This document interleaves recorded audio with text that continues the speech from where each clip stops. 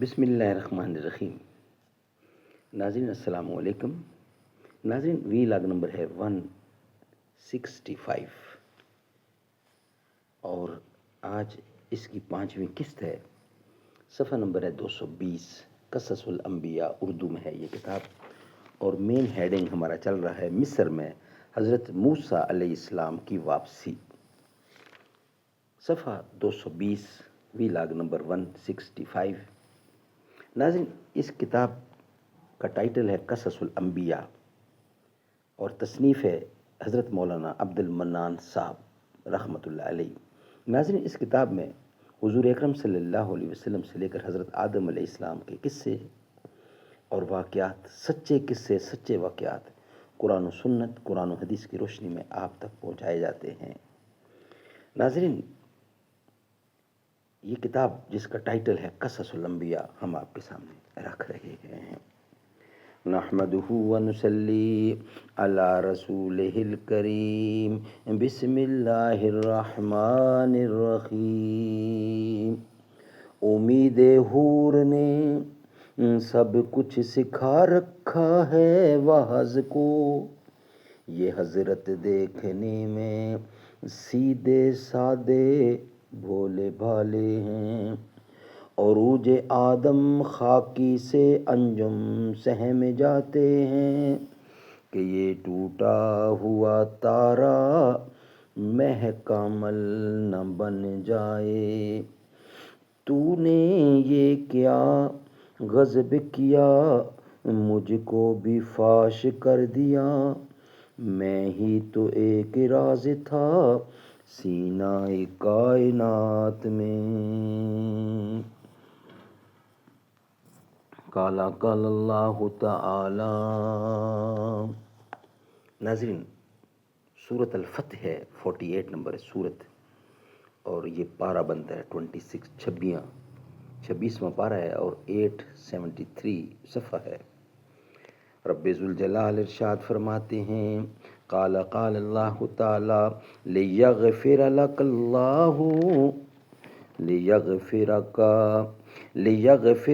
اللہ ما تقدم من ذنبک وما تأخر ویتم نعمتہ علیک ویہدیک صراطا مستقیما۔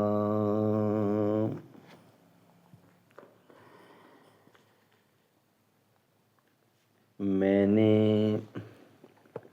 سب کچھ بخشا اے محمد صلی اللہ علیہ وسلم، جو کہ تم سے پہلے ہوا اور جو کچھ پیچھے ہوا۔ پس حضرت آدم علیہ السلام کو بخشا ان کی ذات سے، تجھ کو شفیع لانے سے، اور امت کو بخشا تیری شفاعت سے۔ خلاصہ اس کا یہ ہے کہ حضرت موسیٰ علیہ السلام کو چاہیے، یعنی چاہنے سے، حضرت موسیٰ علیہ السلام کو چاہنے سے ان کے بھائی ہارون کو ان کا وزیر مقرر کیا، اور ہمارے سردار حضرت محمد مصطفیٰ صلی اللہ علیہ وسلم کو بے چاہت کے 4 خلفاء کو وزیر مقرر کیا، اور اسی طرح سے ہر ایک پیغمبر نے اپنے اپنے مقصد کو خدا تعالیٰ سے مانگ لیا تھا، اور ہمارے پیغمبر خدا کو بے مانگے سب کچھ عنایت کیا۔ غرض موسیٰ علیہ السلام اور ان کے بھائی ہارون کو اللہ تعالیٰ نے ارشاد فرمایا۔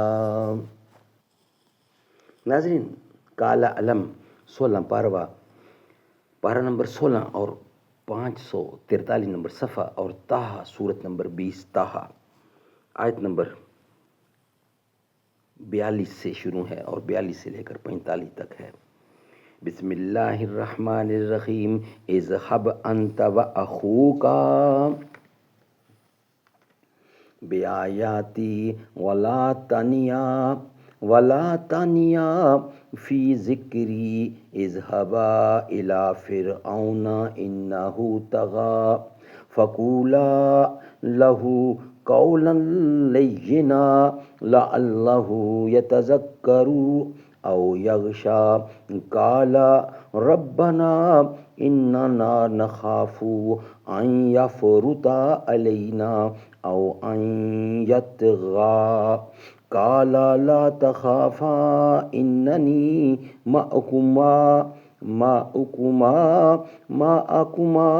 اسمع و ارا فاتیہ فقولا ان رسول ربک فارسل معنا بنی اسرائیل۔ اے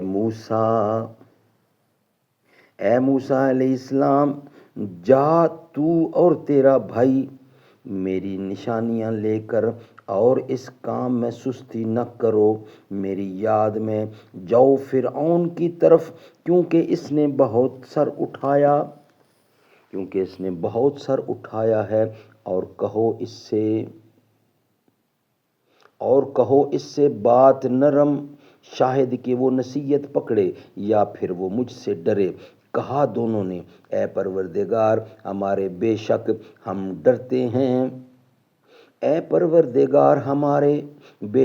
ڈرتے ہیں اس بات سے کہ کبھی وہ ہم پر زیادتی نہ کرے یا پھر وہ غصہ کے جوش میں آوے۔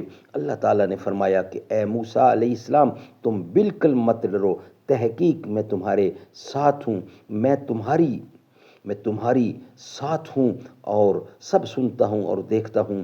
پس تم جاؤ اس کے پاس اور اس سے جا کر کہو کہ ہم دونوں اللہ کی طرف سے بھیجے ہوئے رسول ہیں، اور تو بنی اسرائیل کو ہمارے ساتھ بھیج دے اور ان کو کسی طرح کے عذاب میں نہ ڈال، اور ہم لوگ یہ پیغام لے کر آئے ہیں تیرے پاس، اور ہم دونوں کے پاس اللہ تعالیٰ کے رسول ہونے کی نشانیاں موجود ہیں، اور سلامتی بھی اس شخص کی ہوگی جو ہدایت کی پیروی کرے گا، اور بے شک ہماری طرف وحی کی گئی ہے کہ اس شخص کے واسطے عذاب ہوگا جو کہ آئے ہوئے رسول کی پیروی نہ کرے بلکہ اس کو جھٹلائے اور ہدایت سے منہ پھیرے، اور اس وقت تیرے واسطے بہتر یہی ہے کہ تو ایمان لے آ اور دعویٰ باطل کو چھوڑ دے، پھر تجھ کو 3 چیزیں ملیں گی، ایک جوانی، دوسری بادشاہی، مشرق سے مغرب تک، تیسری چیز یہ ہوگی کہ تیری عمر بھی دراز کر دی جائے گی تاکہ تو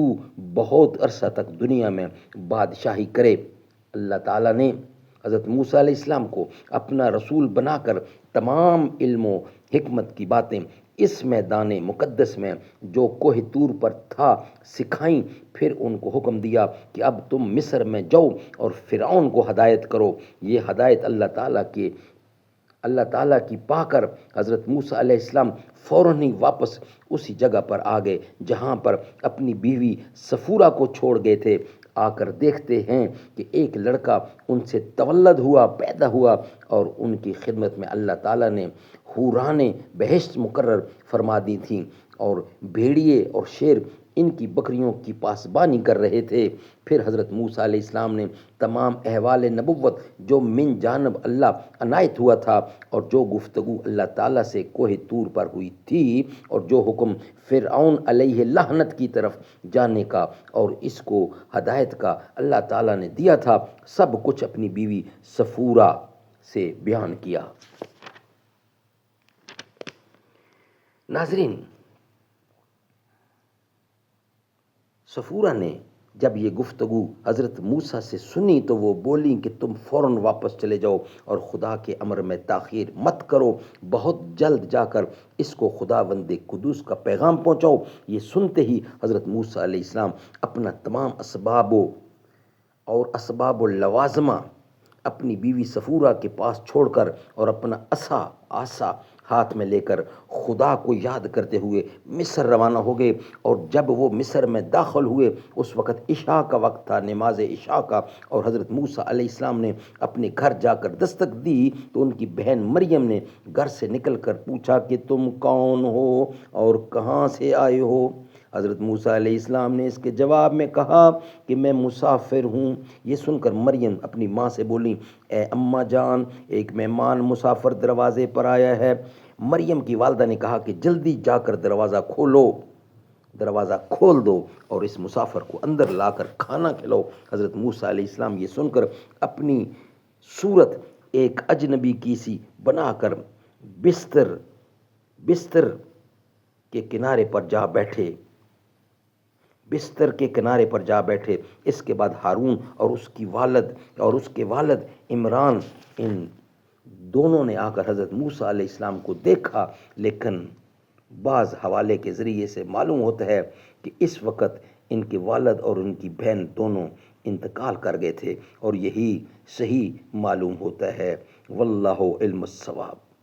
الغرض والدہ نے آ کر دروازہ کھول دیا، بچھونا اور چراغ اور کھانے کو نمک اور روٹی لا کر رکھ دی۔ حضرت موسیٰ علیہ السلام کھانا کھا رہے تھے تو ان کے بھائی ہارون نے آ کر اپنی ماں سے پوچھا، یہ کون ہے؟ وہ بولیں کہ یہ مسافر مہمان ہے۔ پھر ہارون نے غور کر کے دیکھا تو معلوم ہوا کہ یہ تو میرے بھائی حضرت موسیٰ علیہ السلام ہیں۔ تب پھر وہ اپنی ماں سے کہنے لگے کہ واہ، یہ تو میرے بھائی حضرت موسیٰ علیہ السلام ہیں۔ یہ کہتے ہی گلے مل کر رونے لگے، اور یہ دیکھ کر حضرت موسیٰ علیہ السلام کی ماں بھی رونے لگی۔ پھر کچھ دیر بعد حضرت موسیٰ علیہ السلام اپنی والدہ کو تسلی دینے لگے، اور ان کے بھائی ہارون نے حضرت موسیٰ علیہ السلام سے پوچھا، اے میرے بھائی، میں نے سنا ہے کہ تم نے شہر مدین میں حضرت شعیب علیہ السلام کی بیٹی سے بیاہ کیا ہے۔ ناظرین، اس کے بعد کا بقیہ حصہ انشاءاللہ نیکسٹ ویلا کی صورت میں آپ کے سامنے رکھیں گے، کیونکہ بیان تھوڑا لمبا ہے، اس لیے ہم بقیہ حصہ نیکسٹ ویلا کی صورت میں آپ کے سامنے رکھیں گے انشاءاللہ۔ میرے رب کی مجھ پہ عنایت ہوئی، کہوں بھی تو کیسے عبادت ہوئی، حقیقت ہوئی جیسے مجھ پر ایام، قلم بن گیا ہے خدا کی زبان، مخاطب ہے بندے سے پروردگار، تو حسن چمن تو ہی رنگ بہار، تو ہی میرا فن، تو ہی فن کا سنگھار، مصور ہوں میں تو میرا شاہکار، یہ صبحیں یہ شامیں یہ دن اور رات، یہ رنگین دلکش حسین کائنات، یہ حور و ملائک و جنات میں کیا ہے تجھے اشرف المخلوقات، میری عظمتوں کا حوالہ ہے تو ہی روشنی ہے اجالا ہے تو، فرشتوں سے سجدہ بھی کروا دیا کہ تیرے لیے میں نے کیا نہ کیا، یہ دنیا جہان بزم آرائیاں، یہ دنیا جہاں بزم آرائیاں، یہ محفل یہ میلے یہ تنہائیاں، فلک کا تجھے شامیانہ دیا، زمین پر تجھے آبودانہ دیا، ملے آبشاروں سے بھی حوصلے، پہاڑوں میں تجھ کو دیے راستے، یہ پانی ہوا اور یہ شمس و قمر، یہ موجے رواں یہ کنارہ بھنور، یہ شاخوں پہ غنچے چٹکتے ہوئے، فلک پہ ستارے چمکتے ہوئے۔